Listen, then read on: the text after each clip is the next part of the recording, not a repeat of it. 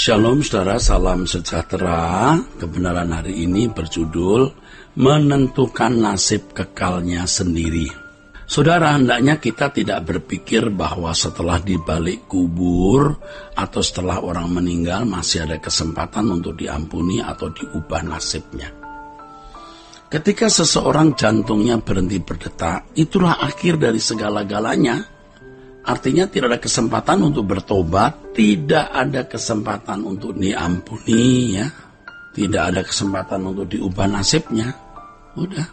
Tidak ada kesempatan untuk diperbaharui, tidak ada kesempatan untuk berrekonsiliasi atau berdamai dengan Allah. Saudara harus ingat, tidak ada manusia sehebat apapun di bumi ini yang dapat mengubah nasib kekalnya. Kalau tidak mulai di dunia ini, bertobat. Dan tidak ada manusia sehebat apapun di bumi ini yang dapat mengubah nasib kekal orang lain setelah orang itu meninggal. Tidak ada ritual atau seremonial apapun yang bisa mengubah nasib kekal seseorang setelah orang itu meninggal dunia. Tidak ada amal kebajikan sehebat apapun yang dapat mengubah nasib kekal orang lain yang sudah meninggal. Itulah sebabnya firman Tuhan mengatakan agar umat mencari Allah selagi ada kesempatan atau selagi Allah dapat ditemui. Allah memang panjang sabar, tapi ingat ya, panjang, bukan tidak terbatas. Ketika seseorang meninggal, itulah batas kesabaran Allah. Yaitu kalau seseorang tidak bertobat, maka kekalah dosanya dan pasti binasa. Nah, terkait dengan hal ini, kita bisa menghayati betapa berbahayanya orang yang tidak bertobat itu, ya saudara. Allah memang panjang sabar, tapi panjang bukan tidak terbatas. Ketika seorang meninggal, itulah batas kesabaran Allah. Yaitu kalau seorang tidak bertobat, maka kekalah dosanya dan pasti binasa. Dalam hal ini kita bisa menghayati betapa berbahayanya orang yang tidak bertobat sejak dini. Untuk itu juga kita bisa mengerti betapa berharganya waktu dan kesempatan yang Tuhan berikan kepada kita untuk membenahi diri guna mempersiapkan kehidupan kekal kita. Orang percaya harus menolak semua ajaran yang berindikasi seakan-akan boleh ada upaya untuk mengubah nasib kekal orang yang sudah meninggal, baik dengan doa, ritual, dan berbagai seremonial. Pengajaran yang memperkenalkan praktek seperti itu membuat orang percaya tidak bersungguh-sungguh dalam mempersiapkan nasib kekalnya di balik kubur, karena masih memiliki harapan bahwa orang-orang yang masih hidup pada waktu dirinya meninggal nanti dapat mengubah nasibnya. Inilah yang membuat banyak orang tidak memiliki perasaan krisis terhadap kekekalan dan membuat orang tidak memiliki perasaan krisis terhadap kekekalan dan pertanggungjawaban di hadapan tata pengadilan Allah nanti. Tidak memiliki perasaan krisis terhadap kekekalan dan perasaan krisis terhadap pertanggungjawaban di hadapan tata pengadilan Allah. Hamba Tuhan yang benar tidak akan mendoakan orang yang sudah meninggal agar diterima di sisi Tuhan.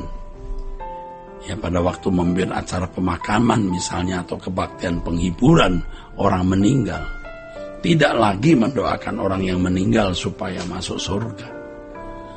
Nah, di sini ada dua hal yang sangat prinsip dalam kehidupan yang menyangkut nasib kekal seseorang. Pertama, setiap orang bertanggung jawab atas kehidupannya sendiri. Tidak ada manusia yang bisa menentukan nasib sesamanya sejak hidup di bumi. Memang kita bisa mempengaruhi atau bisa memberi dampak nasib kekal seseorang sejak orang itu masih hidup loh, ya. Tetapi kalau orang itu masih sudah meninggal, ya tidak bisa diubah lagi, tidak bisa dipengaruhi. Maka nasib kekal orang itu ditentukan oleh apa yang telah dilakukannya sendiri selama hidup di bumi ini. Kedua, setelah seseorang meninggal dunia, merupakan keadaan permanen yang tidak bisa diubah oleh siapapun. Bahkan Allah sendiri tidak akan mengubah nasib kekal seseorang. Sebab setelah seseorang meninggal dunia, orang itu harus menanggung segala sesuatu akibat perbuatannya selama hidup di bumi. Tidak ada manusia yang masih hidup dengan cara apapun dapat mengubah nasib kekal orang yang sudah meninggal. Terkait dengan hal ini, kita bisa menghayati betapa berharganya waktu dan kesempatan yang Tuhan berikan kepada kita untuk membenahi diri guna mempersiapkan kehidupan kekal, saudaraku. Saudaraku, realitas nasib kekal seseorang mestinya menggetarkan jiwa kita dan membuat kita untuk segera bebenah diri agar kita bisa memetakan nasib kekal kita sejak sekarang ini.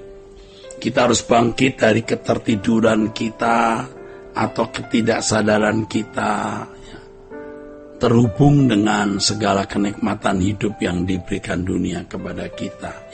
Harus bangkit dari ketiduran kita, ketidaksadaran kita, berhubung dengan segala kenikmatan hidup yang diberikan dunia kepada kita.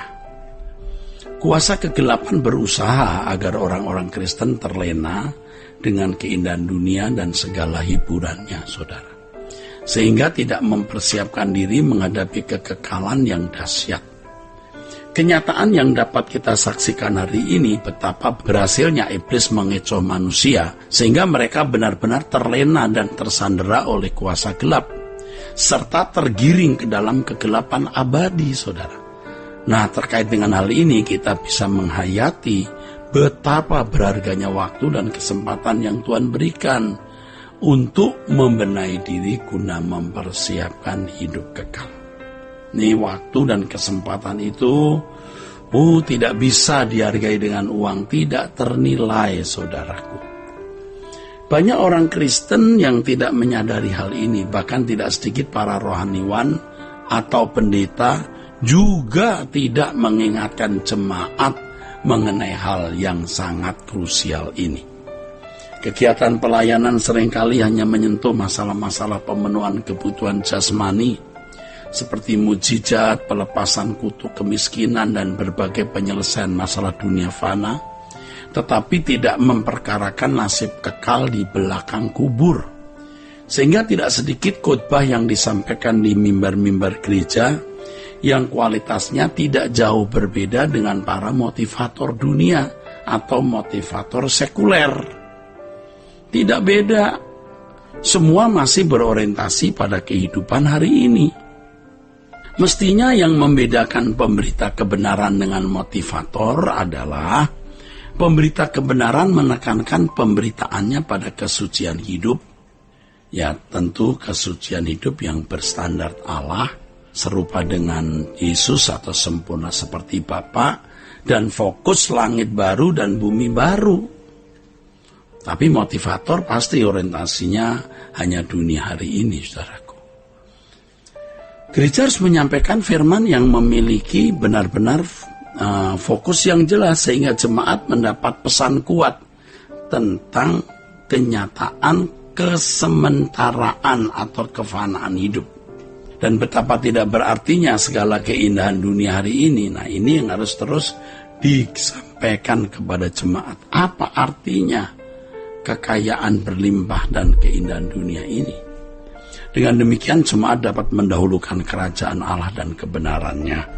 Jemaat dapat memfokuskan diri pada perkara-perkara yang di atas, bukan yang di bumi. Karena memang orang percaya bukan berasal dari dunia ini. Jadi saudara harus ingat, setiap orang bertanggung jawab atas kehidupannya sendiri. Tidak ada manusia yang bisa menentukan nasib sesamanya. Ya, Tuhan memberkati saudara. Sola Gracia.